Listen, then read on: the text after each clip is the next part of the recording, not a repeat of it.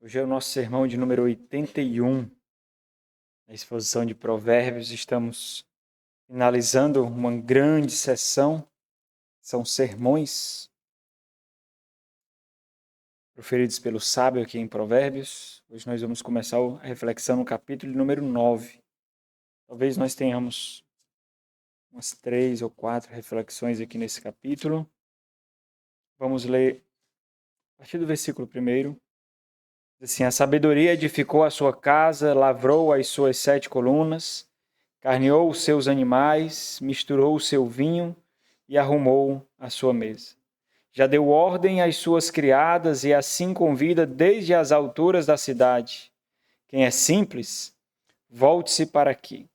Aos faltos de senso diz: vinde, comei do meu pão e bebei do vinho que misturei. Deixai os insensatos e vivei. Andai pelo caminho do entendimento. Até aqui. Vamos orar mais uma vez. Nosso Senhor, nós estamos diante do Senhor sem sombra de dúvidas. Estamos rogando a Ti que o Senhor nos pastoreie como ovelhas do Senhor, como filhos do Senhor. Vai muito além, ó Deus, do nosso próprio entendimento, das nossas próprias preconcepções. Invade a nossa mente, nosso coração. Ajuda-nos a compreender a profundidade do que significa viver para Ti, ó Deus. Ajuda-nos à medida que a Tua palavra é pregada, explicada, aplicada. Por graça do Senhor, pela iluminação do Teu Santo Espírito, ajuda-nos a aplicar na vida comum, meu Deus. Esse texto que é tão prático. Ajuda-nos a ser colocado diante de nós os nossos afazeres, aquilo que parece tão rotineiro para nós, mas que preenche algo que é tão precioso, algo que nós temos escassamente, que é o tempo. Ajuda-nos. Rogamos ao Senhor, a Deus. Amém. Podem sentar, por favor. Sabedoria que guarda o coração, esse é o tema da nossa série. Nós vamos refletir sobre 2 convites. Hoje nós vamos começar a reflexão sobre o convite da sabedoria, esse é o tema da mensagem, o convite da sabedoria. Nós vamos ter mais sermões sobre esse convite. E aí o texto ele é muito óbvio, né? Essa porção que nós lemos, do versículo 1 ao versículo 12, fala desse convite da sabedoria. E do versículo 13 ao versículo 18 é o convite da loucura, da mulher louca. Então, são 2 convites postos diante de nós. Nós vamos refletir sobre esses convites. No último sermão, nós refletimos sobre o fato de que a sabedoria exige luta, uma luta que atinge todos os aspectos daquilo que nós somos, daquilo que nós fazemos, uma luta que exige constância, discernimento, sem sombra de dúvidas, humilhação, dependência, mortificação. Nós refletimos sobre a realidade de que parece um pouco contraditório, mas a idade não traz sabedoria. Os cabelos brancos não trazem sabedoria, as rugas não trazem sabedoria, o corpo açoitado pelo tempo não traz sabedoria, e apesar de ser uma realidade contraditória, a sabedoria ela precisa ser buscada, ela precisa ser gestacionada, ela precisa ser nutrida. E aí nós precisamos entender que não há sabedoria sem intencionalidade. Para nós nutrirmos essa sabedoria, edificarmos essa sabedoria, necessariamente nós precisaremos ser intencionais. E sem dúvida alguma, irmãos, nós temos muitos obstáculos para isso. Para que isso não aconteça, para que nós não sejamos sábios, não sejamos fortes, não sejamos diligentes, não sejamos maduros, bons discernidores. Mas uma das grandes dificuldades que nós encontramos, um dos grandes obstáculos que nós nos deparamos, é um do qual é muito difícil fugir hoje, muito difícil. É muito difícil se desvencilhar, porque à medida que tem uma voz denunciando, tem 1000 gritando para que nós corramos da forma incorreta. Então, entenda, não é errado correr para esse obstáculo. O errado é não enxergá-lo como um obstáculo. O errado é não enxergá-lo como um perigo. Quando nós observamos, nos deparamos com essa realidade da necessidade da luta por sabedoria, nós nos deparamos com um grande obstáculo que é a abundância de facilidades do nosso tempo. Nós estamos num tempo em que um dos bens mais preciosos comercializados é o conforto, é a comodidade, é a facilidade, são os atalhos que são oferecidos sem qualquer problema. Então nós vivemos o tempo das facilidades. Então entenda, não há problema algum com facilidades. Não há problema, irmãos. Porque facilidades otimizam o nosso tempo, otimiza a nossa vida, ameniza as grandes dificuldades que nós encontramos desse lado da eternidade. Nos oferece, assim, doses de conforto, de tranquilidade, de segurança. O problema, irmãos, é simplesmente a forma como nós recebemos essas facilidades. Ninguém vai ser sadomasoquista, ninguém vai buscar dores, ninguém vai buscar sofrimento. Na verdade, nós não precisamos fazer isso, eles vêm sem convite algum, são intrusos da nossa vida. Nós não precisamos convidá-los. Então, nós não precisamos fazer esforços para criar dificuldades, para mostrar que nós somos fortes. Mas o fato é porque nós recebemos as facilidades Na verdade, nós não recebemos. É a nossa carne que recebe. E esse é o grande problema. Nós adormecemos e a nossa carnalidade abre os braços para receber as facilidades. Aí está o problema. O problema é justamente esse. Nós temos tomado as facilidades como desculpa para validar as nossas omissões, as nossas negligências, a nossa preguiça, a nossa irresponsabilidade. Esse é o grande problema. Esses dias eu ouvi de um médico acadêmico, está por volta dos seus 70 anos, e diga-se de passagem, hoje é importante dizer a idade daqueles que refletem, porque jovens homens, jovens mulheres que refletem hoje, são aqueles que falam, mas não vivenciam coisa alguma.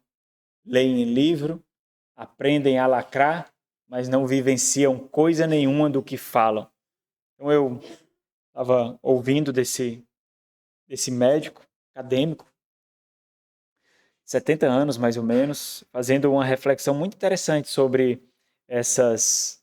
Em determinado momento ele estava refletindo sobre a inteligência artificial e outras coisas também, mas um dos pontos que ele chamou a atenção na sua reflexão foi o fato de que a conveniência tem matado a agência.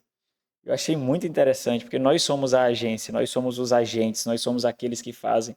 E a conveniência, ao invés de impulsionar e otimizar para que nós possamos gerar cada vez mais frutos para a nossa vida, para a nossa família, nutrindo a sociedade que nós vivemos, a conveniência tem nos matado, tem alimentado não as nossas habilidades e capacidades, porque foram para isso que elas foram dadas para a gente, né?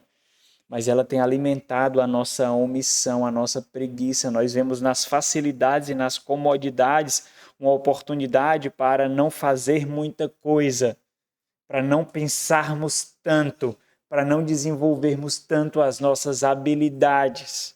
E esse senhor de 70 anos, ele, diante desses desafios, ele tem feito algo que é muito difícil encarar, que é o fato de continuar aprendendo e aprendendo. Uma das coisas que ele tem aprendido, ele tem estudado é japonês, e tem sido um grande desafio para ele, mas ele tem se encantado com isso. Hoje, quando nós falamos em aprender para essa geração, é como se nós estivéssemos tacando uma chicotada de espinhos em suas costas. porque cansa. E nós preferimos ficar com o cérebro atrofiados, com a mentalidade atrofiada, porque nós estamos sendo levados a sermos meros vegetais. Ficar olhando uma rede social, ficar assistindo vídeos inertes sem fazer nada. Nós estamos sendo levados a sermos transformados em vegetais que não pensam. E aí é mais fácil de enganar, é mais fácil de conduzir, é mais fácil de aprisionar. Quando nós falamos justamente sobre essa necessidade de não permitir que as nossas habilidades de sobrevivência, de amadurecimento, de progresso não sejam mortificadas, não sejam mortas, assassinadas, aí nós precisamos do desafio do aprendizado, do aprendizado, do aprendizado constante. Nós recebemos como se fosse aguilhões, como se fosse verdugos, algozes, chacais para nos matar, porque exige de nós o que nós não estamos dispostos a oferecer. Então, a conveniência tem sim matado a agência. Isso é triste quando nós contrastamos com, 100 anos atrás, 50 anos atrás. Tenho assistido uma série com a Amanda, uma série que tem como pano de fundo a expansão dos Estados Unidos ali no século XIX, aquele período conhecido como Velho Oeste, saindo do Velho Oeste, né, 1890 por aí. E embora muitos avanços já pudessem ser vistos lá, avanços assim rápidos, né, vários tipos de tecnologia que para a gente hoje não é tecnologia nenhuma, está muito antiquado, mas para eles, máquina de lavar era uma grande tecnologia, né, refrigerador era uma grande tecnologia, chegando a assustá-los.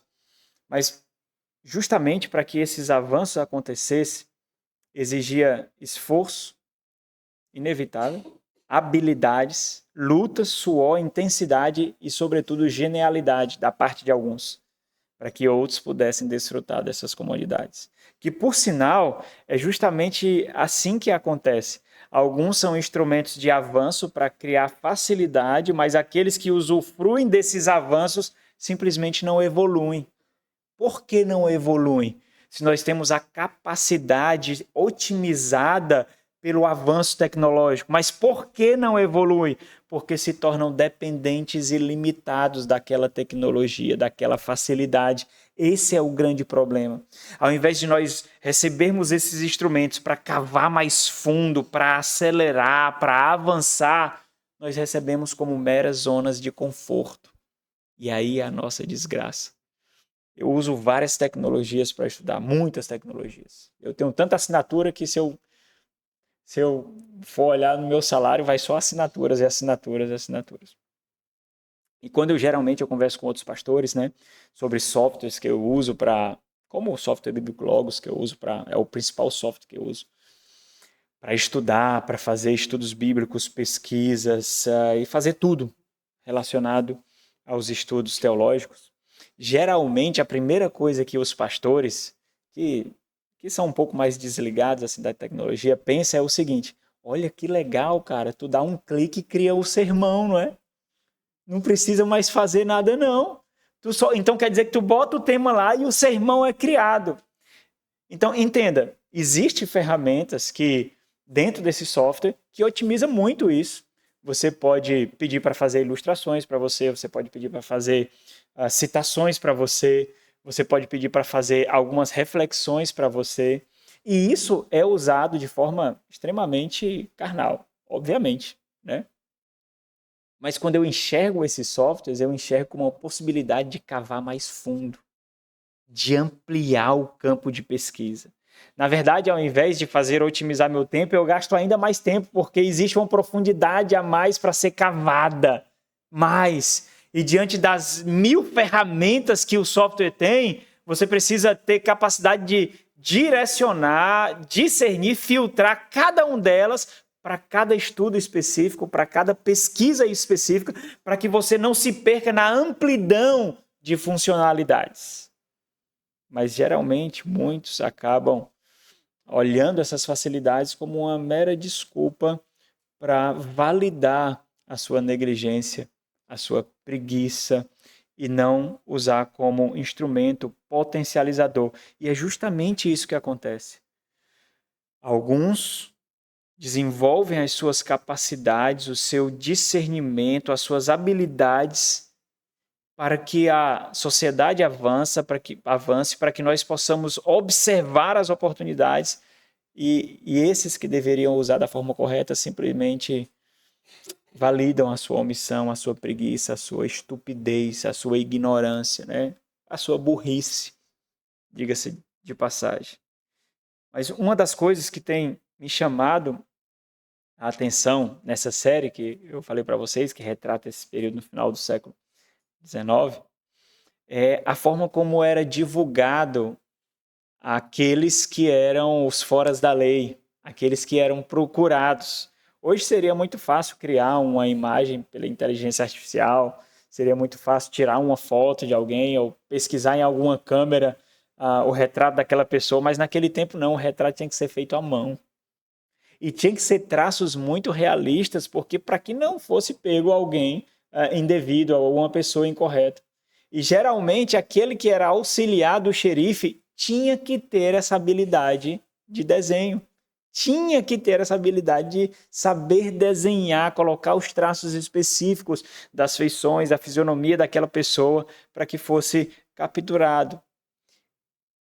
E o fato, irmãos, é que a nossa geração ela está se tornando cada vez mais acomodada e isso tem feito com que ela sequer discirna se tem ou não habilidades, se tem ou não capacidade. Por causa dessa acomodação que, infelizmente, tem sido uma porta aberta para a irresponsabilidade, para a insegurança. Vocês já pararam para pensar como é normal a baixa autoestima e a insegurança na nossa juventude se ela não sabe para que ela serve? Quando você sabe para o que você serve, ou seja, qual é a finalidade da sua existência, não existe espaço para baixa autoestima, irmão. Você tem uma função específica na sociedade. Você tem uma função específica para a qual você nasceu. Você veio à vida.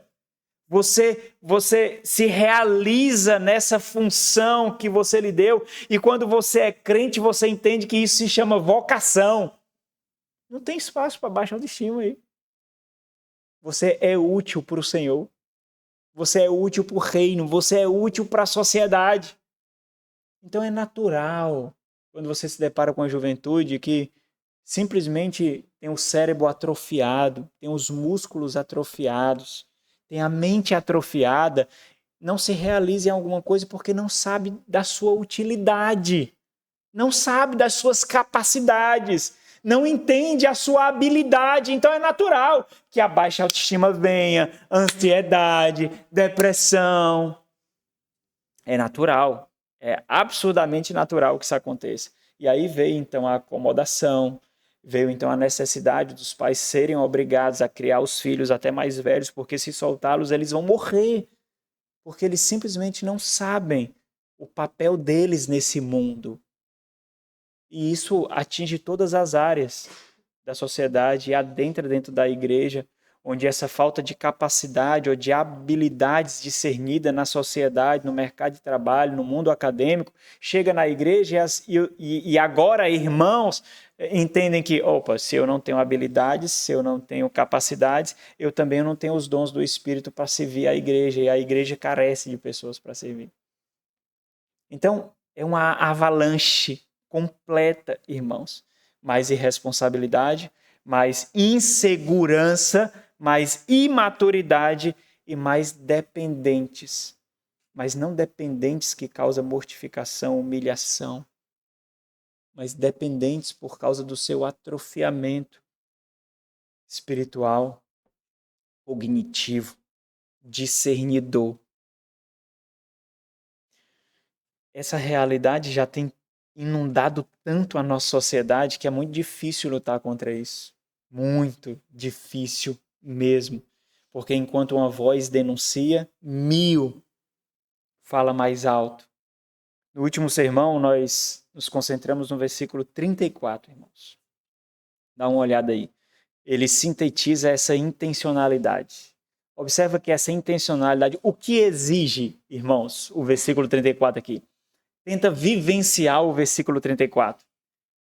Observa a constância exigida, observa a intencionalidade, a luta exigida. Feliz o homem que me dá ouvidos. Qual é o que é necessário para dar ouvidos no mundo ensurdecedor hoje?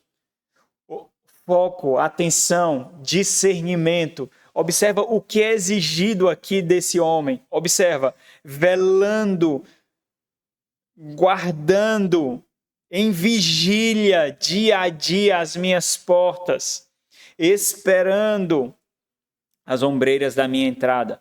Observa o que é necessário para vivenciar aquilo que está sendo descrito aqui nesse breve e simples versículo. Você poderia explicá-lo facilmente em breves palavras, mas observa, nesse turbilhão de informações, nessa gritaria na qual nós vivemos hoje, nessa apatia, nessa falta de propósito, nessa falta de foco, nessa falta de intencionalidade. Observa o que é necessário para vivenciar algo que é descrito brevemente aqui, num simples versículo. Talvez, se você fosse vivenciar isso, com pouco tempo você iria considerar a inutilidade de estar velando as portas de alguém que ainda não abriu a porta para você. O que eu estou fazendo aqui? Não faz sentido, eu poderia gastar o meu tempo com algo melhor. Qual é a finalidade disso? Espero e não vem. Vem problemas, vem dificuldades, vem dores, vem lutas. E não vem aquilo que está sendo prometido. Contudo, irmãos, aqueles que estão à porta da sabedoria, aqueles que não estão na porta da sabedoria, eles também estão aguardando a abertura de outra porta, que é justamente aquilo que é proferido no versículo 36. E o capítulo 9, ele vai mostrar justamente isso. Olha, existem dois convites, então existem duas portas na qual nós estamos. Ou nós estamos à porta da sabedoria, ou nós estamos na porta da mulher louca, da loucura. Aqueles que estão na outra porta e não na porta da sabedoria é descrito no versículo 36. Mas os que pecam contra mim, contra a sabedoria, violenta a própria alma. Todos os que me aborrecem amam a sabedoria.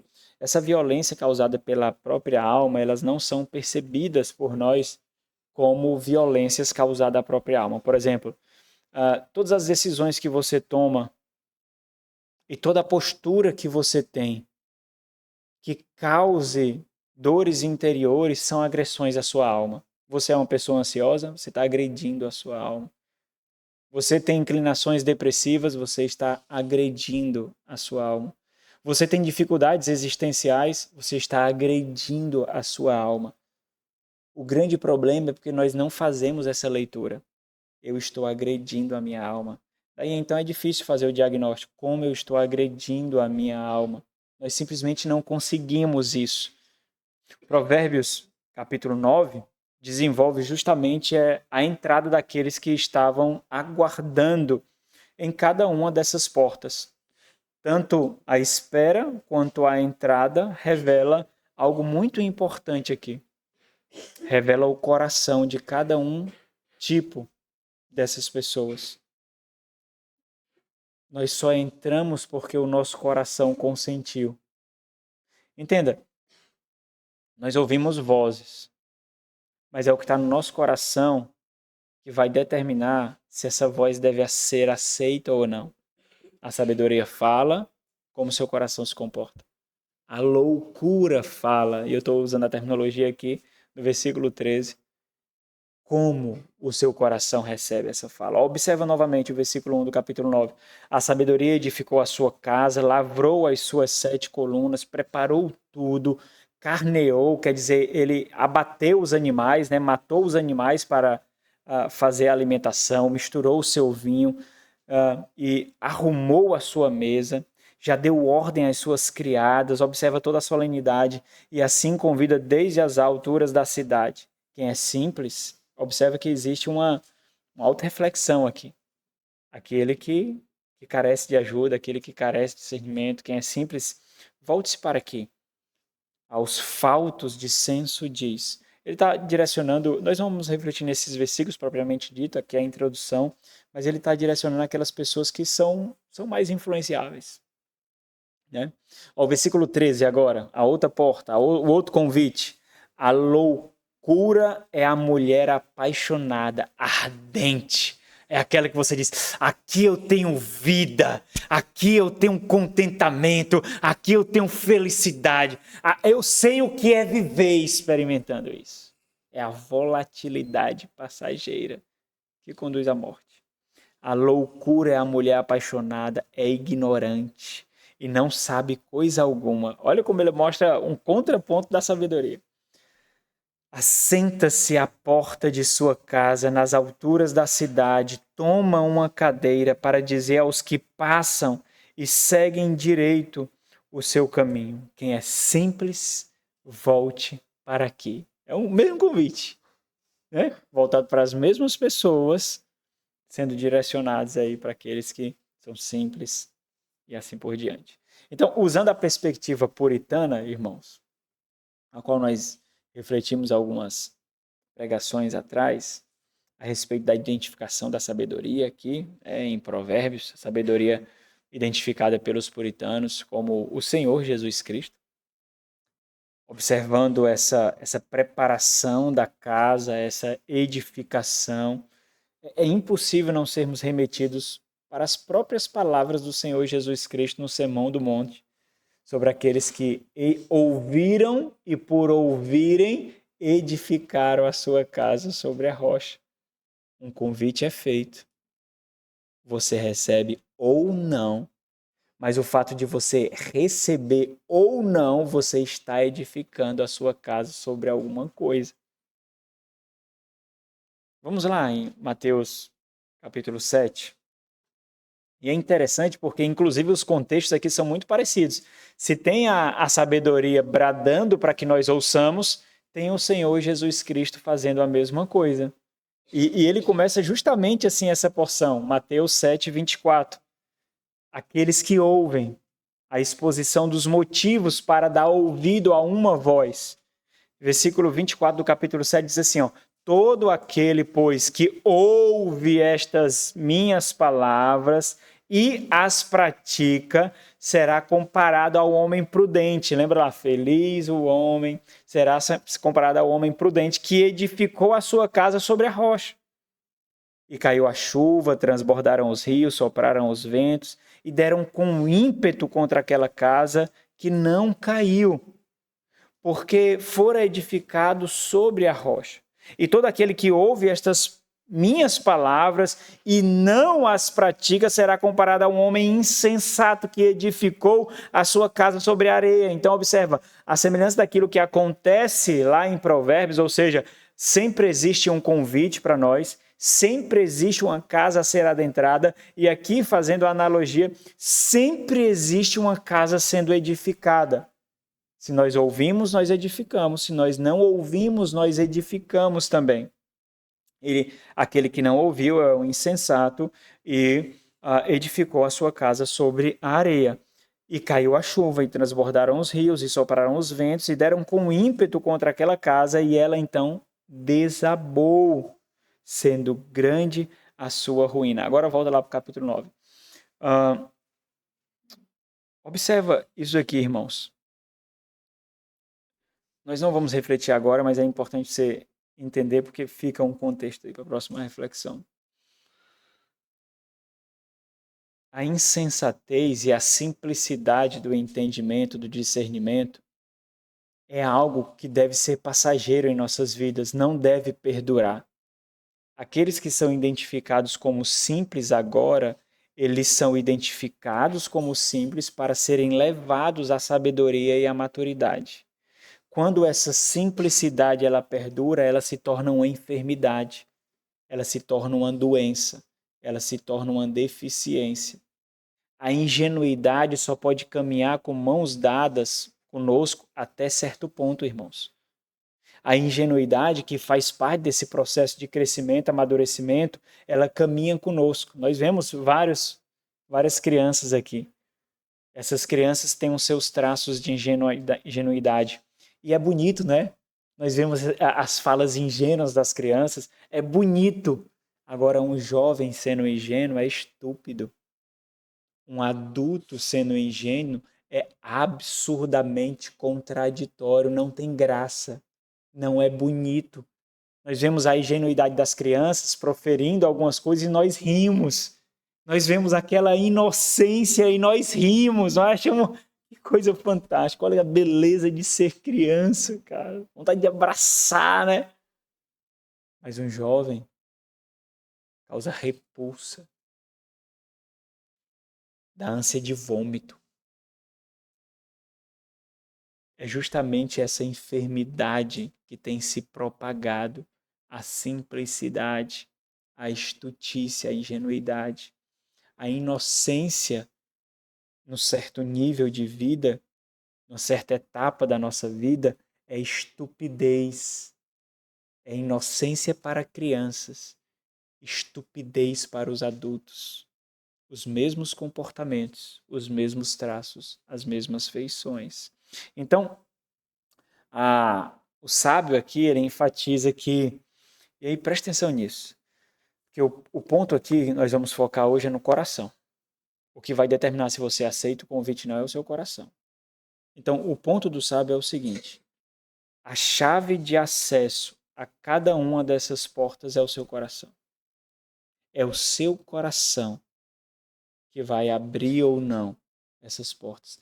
É o seu coração que vai ouvir de forma favorável uma voz, um convite, e desprezar a outra voz, o outro convite. Mas o ponto é, sempre existem dois convites diante de nós. Sempre. E mesmo se você já for convertido, sempre vai existir dois convites. Um convite para que você permaneça na casa que você entrou. É da sabedoria. Você foi convertido pelo Senhor. E outra voz convidando você às atratividades desse mundo. Vem, me tenha. Lembra lá de Provérbios capítulo 1? Os seus amigos, o seu bando, que diz, venha ser um conosco. Venha, desfrutemos, esbanjemos. Sempre vai ouvir, sempre vai haver. Sempre vai haver outra voz dizendo, olha, sai da tua casa, sai debaixo das asas do teu pai, da tua mãe, sai da tua família, sai da tua igreja, aqui é melhor, aqui é mais atrativo. Tem reflexão mais prática, jovens, do que essa? Sobre as amizades que vocês desenvolvem na escola, na universidade, os amigos do trabalho? Não tem não, né? Mas sempre vai ter esse outro convite. Dessa mulher louca, apaixonada, para dessa vida retrógrada. Aqui você vai vivenciar as paixões dessa terra. Então, o sábio enfatiza isso. O acesso de cada uma dessas portas é o coração. Especificamente as ambições do coração. Os desejos do coração, as ansiedades do coração. Então vamos lá para o convite da sabedoria. Primeira parte da nossa reflexão. A forma como o texto aqui é escrito, irmão, vocês percebem uma solenidade, todo um preparativo, né? Ele é escrito de forma muito realista para retratar as convenções daquela época, onde a convocação era feita de forma muito solene, de forma muito zelosa, onde os banquetes eram preparados. Então, hoje a gente traz a memória, por exemplo, no jantar da comunhão, né? A gente sempre traz a memória de que onde há festividade há banquete, porque a abundância da mesa representa a abundância do favor do Senhor, a abundância da bênção do Senhor, né? Então, os banquetes eram preparados, aquela abundância de alimentos, não preocupados se daqui vai sobrar, se aqui está sendo colocado demasiadamente, mas é para mostrar como o Senhor nos fez frutificar, como o Senhor derrama abundância sobre nós. Então, demonstra alegria, felicidade, honra, respeito, consideração, enaltecimento para aqueles que o Senhor nos deu a graça de dividir aquela mesa, de dividir aquela festividade. Então, representa tudo isso. Então, o sábio, ele faz questão de de usar toda essa linguagem das convenções daquela época, porque a sabedoria também oferece um banquete para a gente. Então, observa isso. Existem 2 banquetes sendo oferecidos aqui. A mulher louca, a loucura, também oferece um banquete. Dos seus apetites carnais, dos seus apetites mundanos. Ela oferece um banquete. Ela é uma mulher apaixonada. Ela é uma mulher ardente. Ela é uma mulher volátil. Ela também oferece um banquete. Mas qual é o seu apetite? Você tem um apetite. Tem aquele do qual você ainda não consegue fugir, mas pela iluminação do Santo Espírito você já sabe que é um banquete, é um alimento que vai lhe causar doenças, que vai causar mazelas em sua vida, que não vai nutrir você, que vai acabar com a sua alma, embora naquele primeiro momento parece mais prazeroso. É melhor jantar um hambúrguer toda noite do que arroz e feijão. Parece mais prazeroso. É melhor pedir uma pizza do que comer um sanduíche natural, um mingau de aveia, ovos cozidos. Eu tô dando a dieta para vocês aqui. Parece mais saboroso, não parece? Mas você não faz a ligação. Eu não vou dizer nenhuma enfermidade aqui, porque tem tanta gente doente, vai que eu acerto numa, né? Eu já ia dizer algumas, mas é toda gente mazelada aqui. A gente às vezes não liga. Entenda, a gente vai ficar doente de qualquer forma. Mas quando a doença se encontra com a nossa irresponsabilidade, é um pouco pior. É um pouco pior. Quando nós sabemos que nós fomos negligentes com o templo do Espírito Santo. Se nós não fomos um mordomo sequer do nosso corpo, como nós seremos das coisas espirituais? É diferente. É diferente. E você precisa fazer essa análise, porque senão você vai dizer assim, não faz sentido. Não faz sentido a vida. Por que eu tenho tanto zelo em fazer isso se sempre dá errado? Por causa da minha consciência. Não é se vai dar certo ou errado, irmãos. É a minha consciência que me encontra zeloso. Esse é o ponto. É por isso que nós somos zelosos em cuidar dos nossos filhos.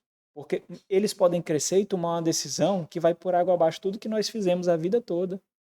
Mas a nossa consciência não nos denunciará. Não é pelos resultados, não, irmãos. Eu faço isso para que eu tenha isso. Você pode passar a vida toda cuidando da saúde e morrer com 40 anos. Morrer com 45. Morrer com 50. Não são os resultados, é a consciência. Eu fui um bom mordomo. Eu renunciei para ser um bom mordomo. Eu tenho plena convicção disso. Eu exercitei o domínio próprio. Em tudo, em tudo. Nas suas finanças, você pode fazer um pé de meia, fazer uma poupança, fazer uma reserva, e você se eximiu de muita coisa para isso, você renunciou muita coisa para isso, inclusive da avareza, inclusive do materialismo, você se desvencilhou de tudo isso. E no final das contas a gente pode vir uma crise financeira que tome tudo seu. O que adiantou? Sua consciência.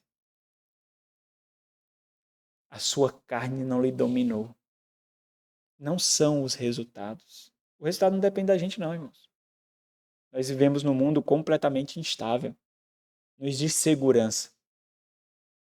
Nós vivemos o risco constante. Podemos morrer hoje, ou em casa, ter um mal súbito, ou atravessando uma rua. Não existe estabilidade nesse mundo. Simplesmente não existe. Nós fazemos isso para a consciência, para exercitar a mortificação da nossa carne. Então, observa aqui, o propósito, tudo que está sendo destacado aqui no convite da sabedoria, é destacar essa realidade solene da cerimônia que está sendo oferecida aqui. Então, dizer, sempre existe uma liturgia no convite, sempre existe um banquete no convite, sempre existe uma cerimônia no convite e sempre existe intencionalidade. O mal é intencional, o bem é intencional. Sempre existe isso. Então, o grande ponto é o que vai ter contato com o nosso coração. Esse é o grande ponto da questão. O que vai ter contato o nosso coração. Então, a sabedoria edificou, carneou, né, os animais, preparou, abateu, matou os animais e tudo. Nós já lemos esse versículo aqui, versículo 1 ao 3. Dá uma olhada aí, tá bom? Não vou ler de novo, não. A sabedoria, ela mostra algumas características importantes aqui. Estabilidade, ela edificou a casa, ela lavrou as 7 colunas, então ela mostra estabilidade aqui. Existe pessoas trabalhando para uma finalidade, existe ordem ali, ordens são oferecidas e ordens são recebidas. Então, existe estabilidade, existe zelo, existe atenção, existe consideração, nutrição, saciedade, respeito e honra. Então, é perceptível aqui que nós estamos sendo levados a um processo de convencimento. E é muito importante isso aqui, pega isso, por favor, porque a grande questão aqui é se tudo isso que a sabedoria demonstra, todo esse preparo aqui, se ele faz contato com as ambições do nosso coração. Esse é o grande ponto da questão. Ou seja, existe todo um preparo aqui sendo oferecido, existe uma liturgia aqui sendo oferecida. Mas será que isso faz contato com os anseios do meu coração? Com as ambições do meu coração? Ou seja, com as inclinações do meu coração? Porque essa análise é importante, irmãos. Por quê?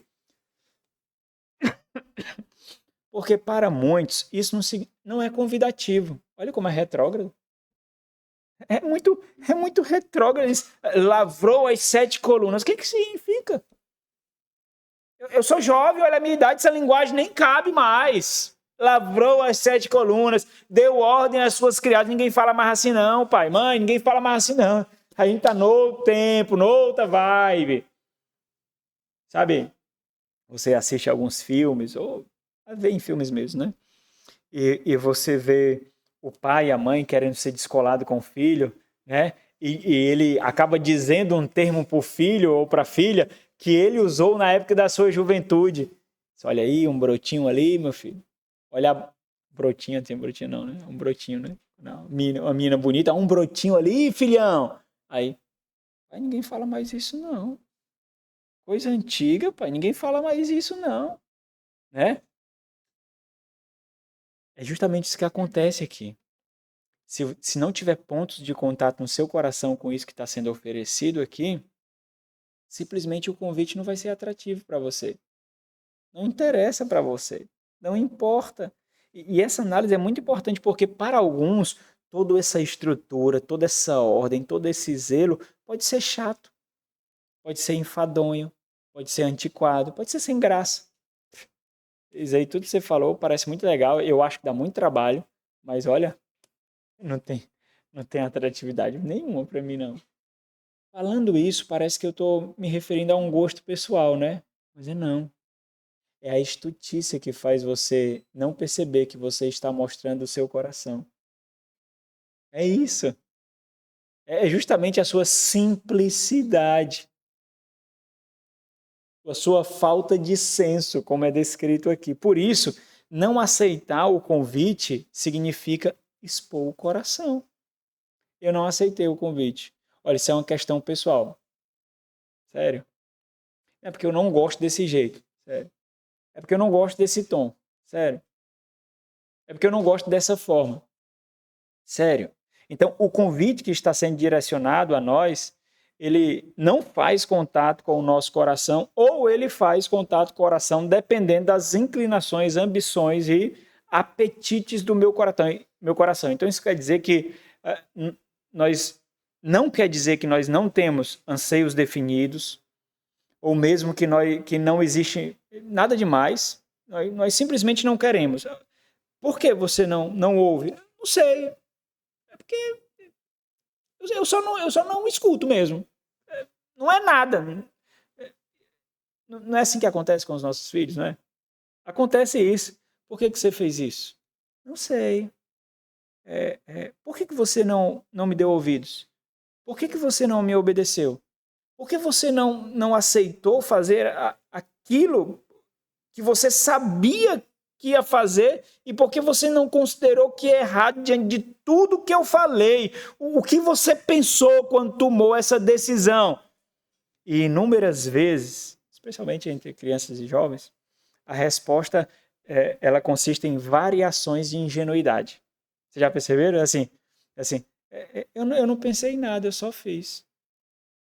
Eu nem pensei. Eu não sei dizer, eu achei que era legal, então eu fiz. É ingenuidade, né? Parece inocência, não é? Mas com isso, eu estou expondo o meu coração.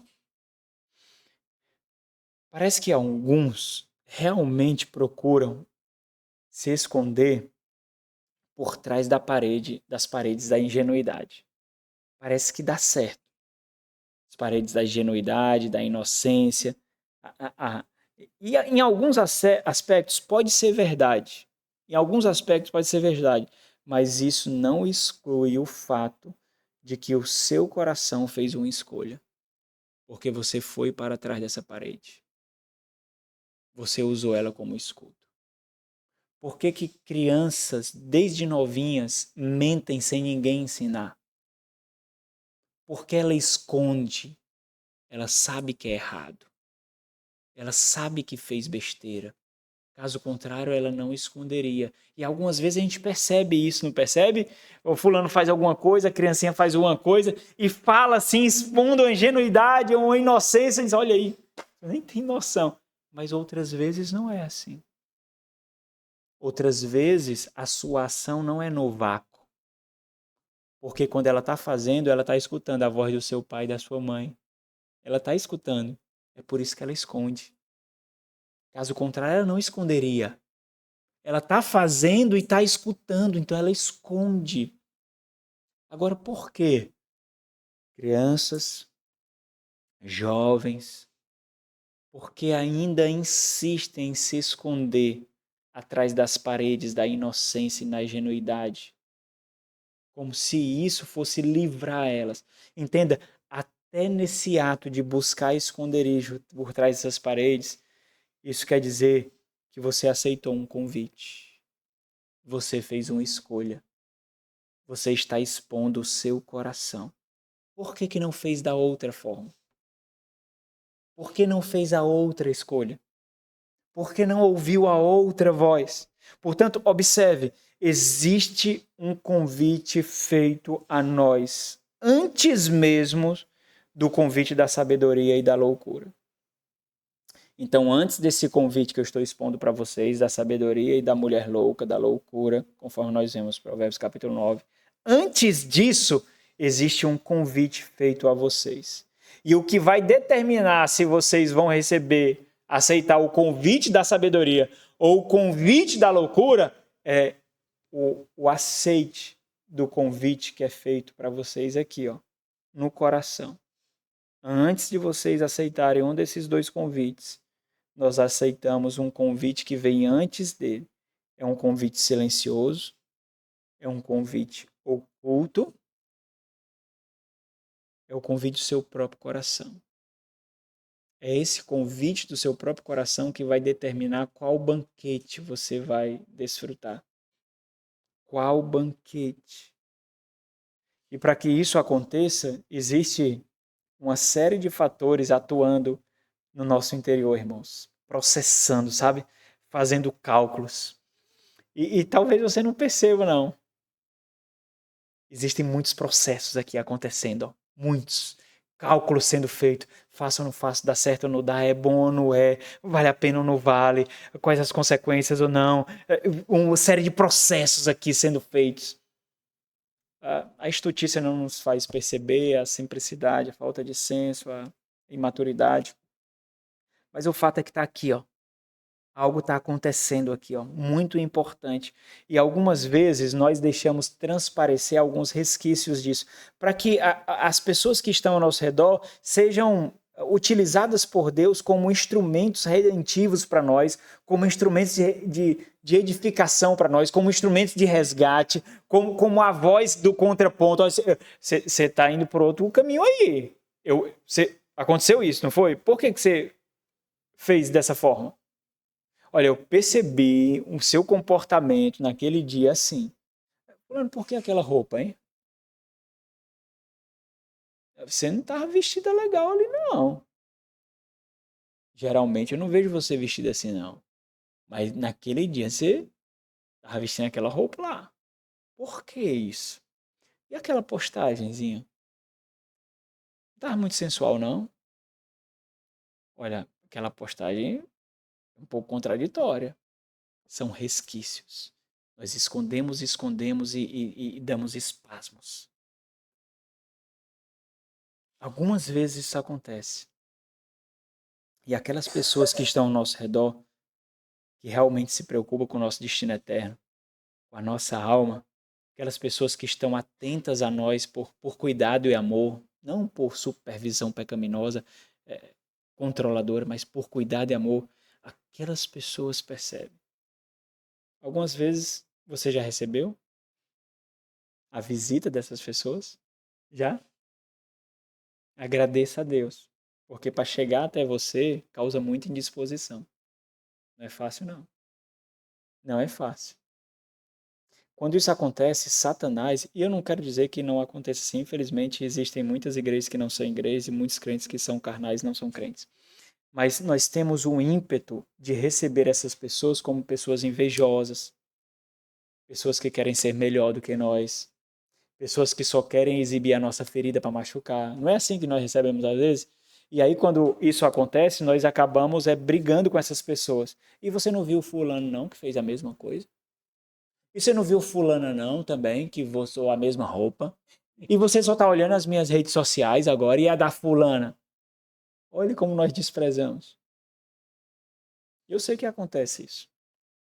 Mas você precisa entender o contexto que você vive. Para você saber se é isso ou não. Também não adianta ser tão estúpido não, porque você vai morrer daqui a 2 dias, só pode. Com tanta estupidez. Você tem que fazer a leitura do ambiente que você está para entender quais são as ações que acontecem nesse ambiente. Então, vamos dar o benefício da dúvida e entender que as ações que acontecem nesse ambiente é para o nosso bem. Existe uma luta absurda para que essas vozes soem nos nossos ouvidos. Existe muita indisposição sendo vencida para que essas vozes soem e sejam instrumentos do Senhor. Muitas mesmo. Muitas. E aí eu podia até dramatizar para vocês aqui como é que isso acontece, mas já está 50 minutos aqui de pregação. Ainda tem 3 páginas aqui para falar. Mas o fato é, meus irmãos, mesmo quando eu me escondo atrás da parede da ingenuidade, da inocência, existem muitos processos ocultos e silenciosos no meu coração, na minha mente, que eu sei que estão lá. Eu sei. Eu sei. Por isso nós precisamos ser realmente honestos. Conosco mesmo. Realmente honestos. Nós precisamos compreender o que está em jogo nessa dinâmica de aceitar ou recusar os convites. E nós precisamos colocá-los diante dos nossos olhos, diante da nossa vida, porque não importa se todas as maquinações estão operando dentro de mim à vista de outros ou à vista somente de mim, o fato é que elas estão operando e um dia, você irá encarar as consequências do convite que você aceitou. Hoje você pode olhar para trás e ver todos esses convites que já aconteceram na sua vida. E você pode refletir assim: se eu tivesse aceitado aquele convite, eu não estaria aqui. Eu estava refletindo isso com o diácono Cleiton. Se eu tivesse aceitado aquele convite, por que eu não aceitei? Eu faço essas análises constantemente. Eu penso assim: muitos amigos meus aceitaram. Por que eu não aceitei? Amigos descolados, populares. Por que eles aceitaram esse convite? E eu almejava o que eles tinham. E por que eu não aceitei? Por quê? O que aconteceria comigo? Onde eu estaria hoje se eu tivesse aceitado aquele convite? Por que eu recusei aqueles outros convites? Por que, rapaz? Tenta fazer essa análise. Ou então você pode hoje dizer assim: droga, não era para ter aceitado aquele convite. Alguns me alertaram, mas eu aceitei. Não era para ter aceitado. A minha memória não me fará esquecer as consequências desse convite. Mas eu aceitei. Infelizmente, eu aceitei. E um dia, dependendo do convite que você aceitou, as consequências serão eternas. Eternas. E você vai fazer aquela reflexão junto com o inferno no lago de fogo. Porque eu não recusei. E quando isso acontecer, não vai ter mais chance. As consequências serão eternas, irmãos. Simplesmente não vai ter. Não vai ter chance. Mas você vai continuar fazendo essas reflexões. Por que eu não ouvi? Por que eu aceitei? Provérbios 9, 5. Primeiro convite. Vinde, comei do meu pão e bebei do vinho que misturei. Deixai os insensatos e vivei. Andai pelo caminho do entendimento. Versículo 18. Eles, porém, não sabem que ali estão os mortos, que os seus convidados estão nas profundezas do inferno. Apocalipse capítulo 20. Abre, por favor. Esses últimos aqui, o apóstolo João viu. Esses ouviram o convite da mulher louca, da loucura. E as consequências, eles um dia colherão. Apocalipse 20, 11 diz assim: vi um grande trono branco e aquele que nele se assenta, de cuja presença fugiram a terra e o céu, e não se achou lugar para eles. Vi também os mortos, os grandes e os pequenos, postos em pé diante do trono. Então se abriram os livros. Ainda outro livro, o livro da vida, foi aberto. E os mortos foram julgados segundo as suas obras. Eu quero chamar a atenção para cá. As suas obras são resultado dos convites que você aceita. Segundo as suas obras, conforme o que se achava escrito nos livros. Entenda isso. As suas obras estão sendo escritas e sobre elas você dará contas. Versículo 13. Deu o mal aos mortos que nele estavam. A morte e o além entregaram os mortos que neles haviam, e foram julgados, um por um, segundo as suas obras. Avança um pouquinho em capítulo 22, porque as obras dos santos também são consideradas e receberão galardão segundo as obras. Capítulo 22, 12. Esse aqui é um excelente texto para ler em funeral de crente. E eis que venho sem demora, diz o Senhor, e comigo está o galardão que tenho para retribuir a cada um, santo, segundo as suas obras. Entendam uma coisa, jovens. Jovens, vocês jovens, filhos, vocês que são filhos, entendam uma coisa. Como pais, nós não conseguimos ver todos os processamentos do seu coração. Não conseguimos. Nós não conseguimos discernir todos os seus pensamentos, o que está no seu coração. Nós simplesmente não conseguimos. Nós tentamos. Nós tentamos de todas as formas. Às vezes até passamos de limites tentando, mas a verdade é que só você consegue ver. Só você consegue ver o que está de trás da parede. Só você consegue ver. Por isso, entenda uma coisa. Tudo isso que acontece no seu coração está cooperando para você aceitar um convite. Pode ser o convite da sabedoria, o convite do Senhor, ou pode ser o convite da loucura, das paixões que você tanto quer, da vida descolada que você tanto quer, da vida de liberdade, sem carões, pisas e castigo, sem limitações. A mulher louca fala, a loucura fala. Agora, cuidado, cuidado, porque você precisa discernir que convite é esse e quais as consequências, porque você precisa constantemente tomar a decisão quando seu pai não está lá na escola, quando a sua mãe não está lá na universidade, quando seus pais não estão lá dizendo: para, não faz isso, presta atenção, por que não me obedeceu? Por que fez diferente? E você é empurrado a fazer a escolha certa. Mas há lugares que os seus pais não estão. E vocês precisam constantemente aceitar um convite e recusar outro. Constantemente. Agora, cuidado. Entenda. Você não é capaz de fazer isso sozinho. Você não é. Quanto mais cedo você aceitar isso, vai ser justamente esse o seu resgate da sua estutícia, da sua falta de sabedoria. Você não é capaz de fazer isso sozinho. É pesado demais para você. É uma mala cheia de ferros. Você não consegue levantar. Um dia você vai conseguir. Mas agora você não consegue, não.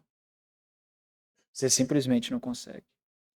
E eu creio, para a gente finalizar, irmãos, que existem algumas variações dessa aplicação aqui para todos nós. Para todos nós. Entenda, pastores não conseguem ver o coração e as intenções das ovelhas que eles pastoreiam. Não conseguem. Nós podemos dedicar todo o discernimento do mundo, às vezes ser tidos como radicais, legalistas, duros demais, mas sempre haverá limitações. Sempre, sempre. Mas você sabe. Você sabe o que está por trás dessa palavra revestida de inocência,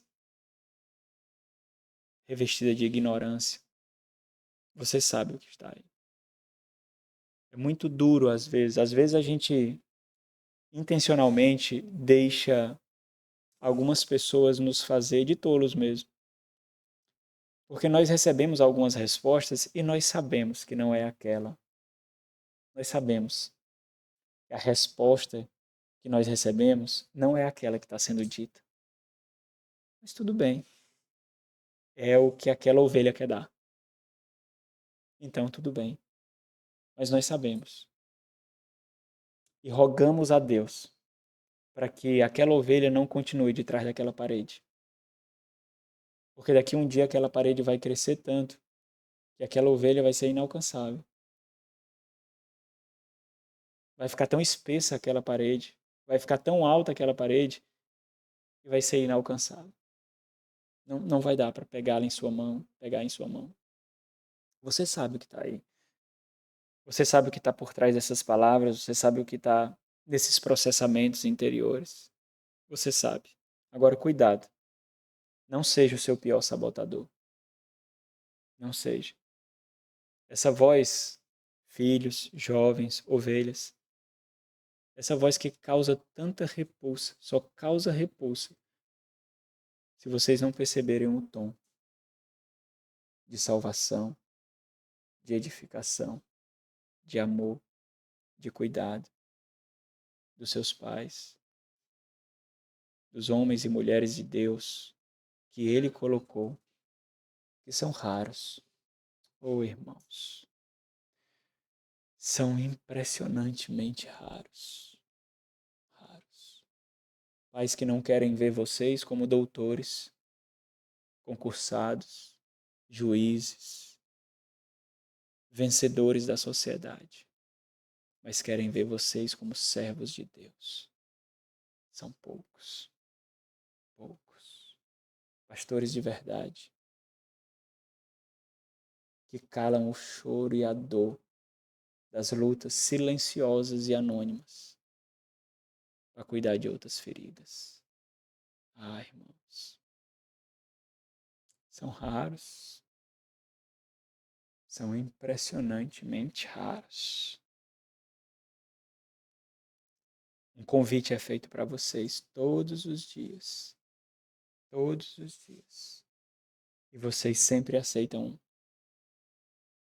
Talvez agora vocês não percebem as consequências, mas vocês vão perceber. Nosso Senhor, obrigado, Deus, pelo teu amor. Não cansamos de falar que não o merecemos. Nós somos maus demais, insensíveis demais, estúpidos demais.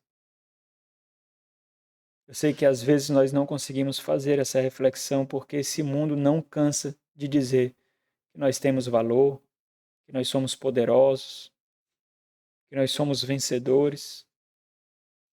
Tenta de todas as formas, como essa mulher louca, apaixonada, como a loucura nos enganar. Mas o Senhor graciosamente brada e brada e brada.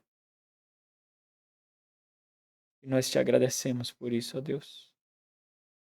Por ter o privilégio de te ouvir quando muitos simplesmente não têm. Obrigado, Senhor. Muito obrigado. Nós nos colocamos atrás de Cristo, ó Deus, para te agradecer. Porque até a nossa gratidão chega suja a ti. Mas por causa do sangue do teu Filho, que nos deixará um dia mais alvos do que a neve, nós te agradecemos.